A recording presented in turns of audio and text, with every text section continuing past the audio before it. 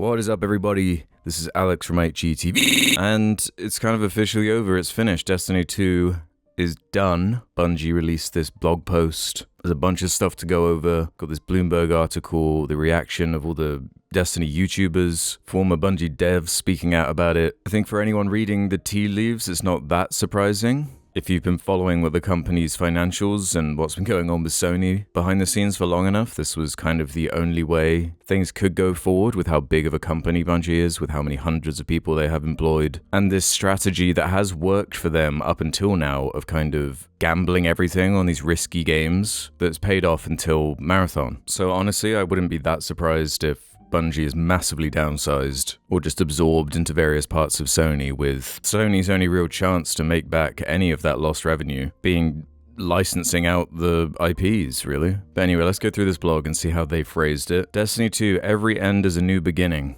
For almost 12 years, we have had the joy and honor to explore the Destiny universe with all of you. Through all the ups and downs, surprises and triumphs, building Destiny alongside our players has been a monumental privilege. While our love for Destiny 2 has not changed, it has become clear that after the final shape, we have reached the time for our shared worlds and Destiny to live beyond Destiny 2. I just realized their last expansion was a fucking Star Wars expansion. Oh my god, dude. That's the most Destiny thing ever. Like, they had their ending. They had their perfect ending. But they just had to keep going. As our focus turns towards a new beginning for Bungie, we will begin work incubating our next games. Because if you remember, what they were incubating before were all cancelled, thanks to Pete Parsons, more on him later. To that end, on June 9th, 2026, we will release the final live service content update for Destiny 2 to begin that new journey as a studio. Though active development may be concluding, we will ensure that Destiny 2 remains playable just as the original Destiny is today. Many changes in this final update will aim to ensure that Destiny 2 is a welcoming place for players to return to. We're proud of Destiny 2, the places it took us, and the legacy it has created. Because of you all, our universe is vast, built on years of shared stories, adventures, and victories. From the Cosmodrome to the Pale Heart to the Lawless Frontier, we have forged lifelong memories and friendships with you all. We are incredibly grateful to everyone who made that journey with us. From the deepest part of our hearts, thank you, and we'll see you in the stars or on Arc Raiders. Is there anything about returning the content that we paid for back into the game? That'll be cool. I'm not going to spend too much time on what they're actually tweaking for this final update, because, I mean, I'm not going to play it. Let's see if anything stands out. Moments of triumph, rediscovering soul. On June 9th, we're aiming to deliver a collection of love letters to players across all activity types with Destiny 2. Although many were intended for future release, we wanted to make sure you had them in this update. Story. Moments of triumph will deliver small character beats to leave the story and characters in interesting places, touching on themes across Destiny. That's extremely broad. We encourage reading and exploring to find all the Easter eggs, callbacks, reveals, and love for the Lorehounds. The return of the director. Alright, so everything they did in the last two expansions is just the Destiny process of them undoing it and then acting like they're doing you a favor. The lack of planning and just lack of tact in how they have wound this down is so... I mean, it's embarrassing, and I'm upset for the people working there. I'm upset for the YouTubers that, like, basically made this game what it is, but I'll get into that more shortly. We've embraced the player feedback about the director and Portal, and a newly refreshed director returns to its rightful place as the center of activities. Okay, yep, it never should have changed. Pantheon 2.0, destinations, a trip down memory lane, sandbox, new abilities, few aspects, Portal overhaul. All Portal activities are still available to players via the Portal nodes. Okay, a lot of quality of life stuff, as you'd imagine. Seasonal events are being retired, so there'll never be another Festival of the Lost, Dawning, Guardian Games, or Solstice, but you can get the rewards from the Triumph vendor. Eververse, what do they say about this? Bright Dust will continue to be an earnable currency through gameplay objectives. Why is my voice so deep today? Silver will continue to be available for players to purchase and exchange for various items in the Eververse, of course. Bright Dust rotations being changed from weekly to daily, giving players more opportunities to exchange this earned currency for the cosmetics they desire. Good. Focusing system for bright engrams, cool. Reward pass. The Moment of Triumph update brings an updated reward pass. What was originally planned for Shadow and Order, I guess that was going to be the next expansion. Increased number of cosmetic rewards on the pass. We're bundling all Destiny 2 content packs into a single purchase available June 9th. Includes campaigns, dungeon keys, and 30th anniversary pack and more. Assume when they say it includes campaigns, that doesn't mean everything pre-Beyond Light. right? They would have made that clear. One more thing, Sparrow Racing League returns. Cool. SRL returns as a permanent addition, reopening tracks from the original Destiny experience. Okie dokie. I don't know why they've limped on like this. Thank you. Destiny 2 has been our home for many, many years. The unknown can sometimes feel wild, even a bit scary at times, but these opportunities to explore the future are invigorating. Come on. As we look around, our commitment remains the same, to make games we and you are excited to play. From all of us here at Bungie, we cannot thank you enough for joining us on this journey throughout the Sol system. You'll still find us Starside for years to come, per Audacia ad Astra. This really is what they should have done after Final Shape, because this slow, painful death has just been sad to watch, honestly, and I've got no stake in the game. I don't have relationships with Bungie to protect, I don't have branding that kind of forces me to only talk about Destiny 2, and the implication of this blog is that they're maybe going to work on a Destiny 3, or they're working on other games, but I don't know, I wouldn't be so sure about that, especially with this Bloomberg article by Jason Schreier, who through the whole lifespan of Destiny, has been exposing how chaotic it's been behind the scenes. So Bungie plans layoffs after ending Destiny 2 development. Surprise, surprise. The Sony subsidiary will focus on Marathon, rather than jumping directly to Destiny 3. What a mess. This whole process has been so frustrating because it didn't have to go down like this. It didn't. I'm sick and tired of so many and shitified companies that have so much talent in them brought to their knees because of a tiny group of shitty, selfish CEOs and management teams that don't need to care because they just cash out and move on with their lives and just leave this trail of destruction in their wake. Right, let me calm down. Sony's group called Bungie unit is planning a significant number of layoffs as it ends development on the long-running online shooter game Destiny 2, according to people familiar with the studio's plans. The company doesn't have a new project lined up for Destiny 2's development team after the game comes to an end next month, according to the people who asked to not be identified because they weren't authorized to speak to press. And I think Schreier's track record is good enough to kind of believe this. Bungie doesn't plan to immediately enter production on a Destiny 3, they said. The number of job cuts was not known. On Thursday, Bungie confirmed that the upcoming June 9th update of Destiny 2 will be the final content for the game. The studio promised that it will remain online for players to access. While our love for Destiny 2 has not changed, it's become clear that after yeah, I've already read that. Bungie staff are looking to pitch and begin development of new projects, including in the Destiny franchise, but none have been greenlit, and there's no guarantee that any will move forward in a challenging market that has led companies like Sony to raise prices and cut costs. Headquartered in Bellevue, Washington, Bungie is one of the more expensive studios to operate given the cost of paying tech-savvy workers in suburban Seattle and the longevity of its staff. That's exactly what I've been saying. Bungie is also investing more in the extraction shooter Marathon, which has not met sales expectations since its March release, but which the company hopes will expand its player base over time. The studio has moved some staff from the Destiny team to Marathon in recent months. I'm so curious what window they've given them to grow the community, because I know people are sick of constantly looking at Steam charts, but for a game of this scale, I don't know how this is sustainable when the competition is so fierce. A representative for Sony didn't immediately respond to requests for comment. Destiny was once one of the most popular games on the market, generating more than $500 million in revenue when it launched in 2014 and inspiring countless imitators.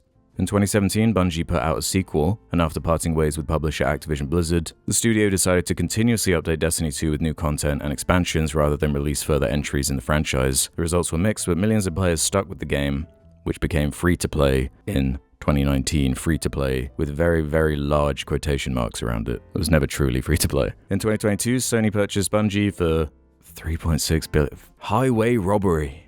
Those fucking assholes. This is generational wealth just a small handful of people got. Bro, unreal. And I think it was Sony's latest financials that says something like $700 million they had to scratch off simply because of that Bungie acquisition and how it hasn't paid off for them. And in subsequent years, the studio laid off hundreds of employees and cancelled several projects, including Payback, a game set in the world of Destiny that was envisioned as the future of the franchise. Bungie released an expansion that appeared to conclude the game's story, The Final Shape, to rave reviews in 2024. The player count has dropped significantly since then. The most recent release, a Star Wars-themed update, brought in a fraction of the Final Shape's players, as a surprise to nobody. Bungie's leaders had talked about ways to retool Destiny 2 to make it more approachable for new players, but earlier this year they instead decided to end development of the game, partially to shift resources to Marathon. All of this is a lesson on how not to end a live service. This is what the big winners right now should be taking in and learning from, because none of them can last forever. I would argue it's impossible, really, unless you have very rare examples, like a World of Warcraft or something like that. Or I guess internally you just need to be structured in a way that is sustainable. Like Warframe seems to be chugging along, so you can forget about a Destiny 3. I guess it's just not going to happen. There's no way. It would have to have been in active development like years ago, and even then, it would still be multiple years away. And this is kind of unprecedented because the most similar thing, I guess, was the end of Destiny 1, but the caveat being obviously that everyone knew Destiny 2 was coming, so there was some hope of it continuing in some way. I would argue that they had plenty of opportunities to have some kind of Destiny 3 in development instead of whatever their business strategy was during COVID to massively expand and greenlight like 6+ games internally of which nothing came of any of them, and none of them were Destiny 3. What the fuck were you thinking? I'm a dumbass and I can reach that conclusion. This is insane! So yeah, we're getting all of this kind of article being written now, like former Destiny 2 writer says, it turns out the real Destiny killer was CEO Pete Parsons as players pray for Destiny 3. So this is referencing a Blue Sky post by Robert Brooks, who was previously the senior narrative designer at Bungie. And just anecdotally, I can back this up with ex-Bungie employees that I've spoken to, where even before the big car Pete Parsons drama, his name was coming up again and again as an issue, going all the way back to Bungie's relationship with Microsoft. That's where he comes from. He was a Microsoft tick that attached himself to Bungie, and off the back of everyone else's hard work, made an amount of money so obscene it probably shouldn't even be possible. Thanks, man. Good job. Awesome job. So then we get to the YouTubers who honestly for years have been core to the Destiny experience. I would argue they're actually crucial to what made anything about the game work. Two in particular, those being Bife and Datto in particular. Yeah, there he is. With Bife basically filling in the role of the developers and keeping everyone up to date with the story, because it was impossible to follow with the way it was actually implemented in the game. And then Datto giving you some game mechanics onboarding and describing systems of the game and how it works in a way that the game could never do. And watching all of these Destiny YouTubers over the last few years has been pretty sad, and honestly, it's really disrespectful the way Bungie have treated them, considering how important they've been to the game as a community, and this whole idea where it's this shared worlds, and we're meeting people, and we're making friends, and we're forging connections. And they had, close relationships with Bungie too, at least at one point. And it's yeah, you have value to the company when you're useful to them for, marketing purposes. But when it comes down to it, they left all of these people hanging off a cliff, as Datto puts it in his really sad reaction to this news. They got this man in tears. You didn't have the courtesy to give them maybe a little warning. The whole way this has gone down it's not okay. And I just had this sneaking suspicion that this isn't just the end of Destiny 2, it kind of feels like the end of Bungie. You could probably make that argument from the last time there was the huge wave of layoffs and a bunch of long-standing talent was let go. But this is a painful reminder that companies, they don't care about you. Individuals inside a company might. You might be able to forge personal relationships with people at them, but unfortunately it's why you can't really trust them, and why I personally have never cared about kind of access journalism or ways in to get to events so you can make content early and whatever. It's kind of an inherent conflict of interest, especially if you're reviewing a game, and it's been this constant process of them doing chip damage over years and years of slowly, as I said earlier, and shitifying the Destiny experience until it's too late and it's completely incomprehensible. No one can get into it anymore. They call an expansion the final shape. It has the word final in it. And they expected people to just keep playing it and for there to be some growth measurement somewhere. Oh my god, the last expansion was a fucking Star Wars expansion. That was the endpoint for this. It's the most Destiny thing ever. I can't get over it. It's so insane. It's such a shame that it ended this way. Reflecting on my time with Destiny, I kind of learnt my lesson through what happened with the first game, and through all of Destiny 2 was kind of side-eyeing their decision-making that kind of came to a head with the content vault.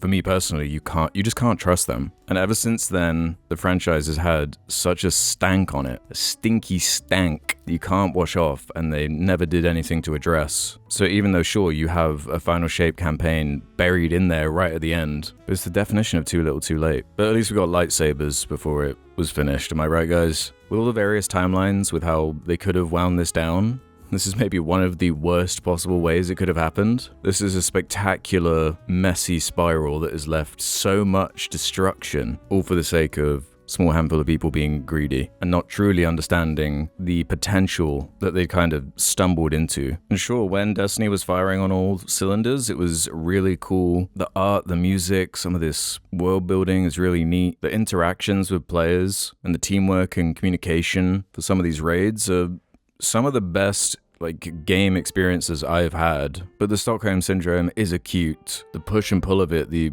almost abusive relationship everyone in the community seems to have with the game tired me out way before a lot of the player base, but also a lot of the feedback I get is that my journey through my reviews of the expansions is pretty similar to a lot of other people kind of petering out with Final Shape. I don't know, this doesn't feel good. To feel so much apathy towards this studio that meant so much to me once upon a time. They're just unrecognizable now. And I wouldn't be surprised if in a few months I'll be making another video about how Bungie is gone for good. I think Sony internally have been massively put off overstretching with these live service initiatives that so far, with buying Bungie, that cancelled Last of Us game, Concord, Fair Games, or whatever the fuck that's gonna be. I'm sure I'm missing some. They've lost a lot of money in this. And I'm just rambling now, so let me know your thoughts on how you feel about this. It is the most unfortunate end of an era, maybe possible. I don't think it's productive to just be mad at Marathon now and blame Marathon. There's almost nothing the studio can realistically do at this point, and I really just don't see Sony investing the hundreds of millions of dollars it would require to get anything significant off the ground. The economic reality seems to indicate that it would be more valuable to Sony as a company just to simply fire people or keep the useful ones around and move them around the company to work on other things. This sucks. And to all those people that would defend Bungie and thought I was being too harsh on them, this is the least satisfying way to get an I told you so. But I'm telling you, you give these companies an inch and they don't take a mile, they take hundreds of miles. They take the piss.